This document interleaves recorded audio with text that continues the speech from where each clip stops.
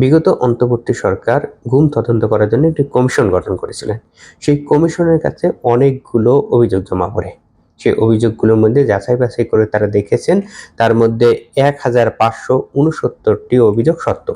অর্থাৎ বিগত সরকারের সময় ন্যূনতম 1569 জন ব্যক্তি গুমের শিকার হয়েছেন। এই গুমের শিকার হওয়ার ব্যক্তির মধ্যে রাজনৈতিক সংশ্লিষ্টতা ছিল, অর্থাৎ তারা কোনো না কোনো ভাবে রাজনীতির সাথে যুক্ত ছিলেন। এরকম সংখ্যা হচ্ছে 948 জন। এই যে যাদের রাজনৈতিক সংশ্লিষ্টতা ছিল 948 জন, তার মধ্যে জামাত শিবিরের সাথে যুক্ত ছিলেন এরকম সংখ্যা হচ্ছে 712 জন, এবং বিএনপি এবং তার অঙ্গ সংগঠনের সাথে যুক্ত এরকম সংখ্যা হচ্ছে 205 জন।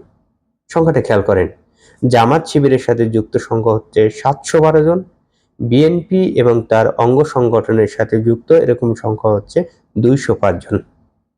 অর্থাৎ যাদের রাজনৈতিক সংশ্লিষ্টতা ছিল গুমের শিকার ব্যক্তিদের মধ্যে, তার মধ্যে 75% জামাত শিবিরের সাথে যুক্ত। অর্থাৎ রাজনৈতিক সংশ্লিষ্ট ব্যক্তি গুমের শিকার এরকম প্রতি 4 জনের 3 জনই জামাত শিবির। কিন্তু যখনই গুম নিয়ে আলোচনা করবেন, স্বাভাবিকভাবে ধারণা করা হয় যে গুমের প্রধান ভিকটিম ছিল বিএনপি, কিন্তু প্রকৃতপক্ষে সেটা সত্য না।